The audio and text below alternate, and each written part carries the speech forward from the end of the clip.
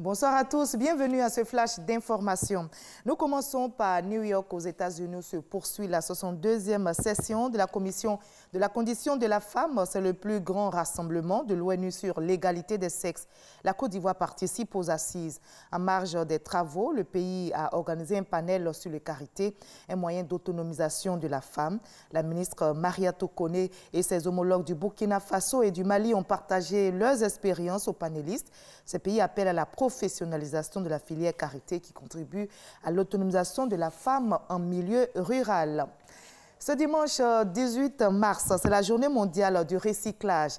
L'événement ne passe pas sous silence en Côte d'Ivoire. Le gouvernement appelle à changer de regard sur le déchet. Il faut en faire une ressource. Le recyclage s'impose comme une solution de gestion des déchets.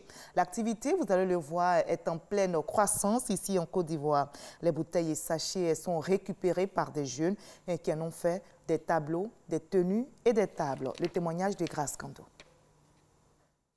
La journée mondiale du recyclage a pour objectif de réduire la production des déchets en privilégiant l'utilisation des matières recyclées et la préservation des ressources naturelles. Il s'agit, pour nous tous, de changer notre regard sur les déchets. Désormais, les matières recyclées doivent être considérées comme la 7e ressource après l'eau, l'air, le pétrole, le gaz, le charbon et les minerais. L'Organisation des Nations Unies avertit que si la croissance mondiale reste aussi gourmande en matières premières issues des ressources naturelles, leur consommation triplera d'ici à 2050. La production quotidienne de déchets solides ménagers et assimilés dans le district d'Abidjan est passée de 2800 tonnes en 2000 à 3800 tonnes en 2018, soit un taux d'accroissement de 35,71%. À cette allure, si nous n'y prenons garde, la production totale de déchets solides ménagers et assimilés du district autonome d'Abidjan sera d'environ 8000 tonnes par jour en 2030. Cela est inadmissible et présente un danger réel pour notre environnement.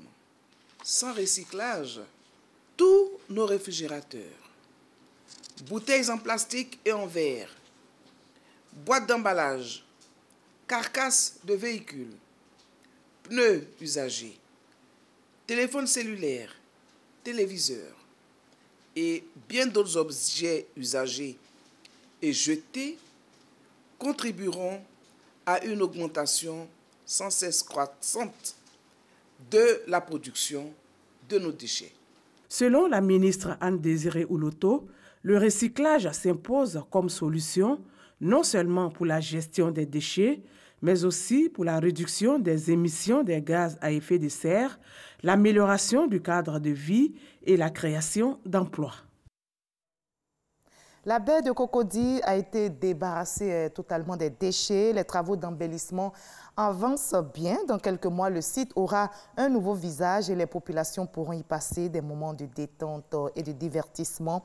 Le projet de sauvegarde et de révalorisation de la baie de Cocody et de la lagune Ébrié inclut la dépollution du plan d'eau lagunaire et l'aménagement paysager des berges de la baie. À l'étranger, au Cameroun, des dizaines de personnes, dont un haut cadre local, ont été enlevées hier samedi par des séparatistes camerounais. C'est dans le sud-ouest anglophone. 4 personnes ont également été blessées dans l'attaque du cortège d'un ministre délégué en visite. Les 2 régions anglophones du sud-ouest et du nord-ouest, qui regroupent 20% de la population camerounaise, sont secouées depuis plus d'1 an par une profonde crise politique sur fond de revendications sociales et économiques vis-à-vis de l'élite francophone qui dirige le pays. De l'autre côté, au Burundi, la date d'un référendum constitutionnel contesté qui devrait permettre au président Pierre Nkurunziza de rester au pouvoir est désormais connue. Le président du Burundi a signé aujourd'hui même un décret de convocation des électeurs pour le 17 mai prochain. On va terminer par la Russie. Ces jours de vote ce dimanche, près de 110 millions d'électeurs russes se sont rendus aux urnes aujourd'hui pour un scrutin sans grand suspense, puisque Vladimir Poutine est assuré de l'emporter. En l'absence de son principal opposant, Alexei Navalny, aucun de ses adversaires ne franchit la barre des 10% d'intention de vote. L'incertitude pèse en revanche sur le taux de participation. Le Kremlin espère un taux élevé pour légitimer un résultat joué d'avance. On va se retrouver à 20h. À tout à l'heure pour l'actualité.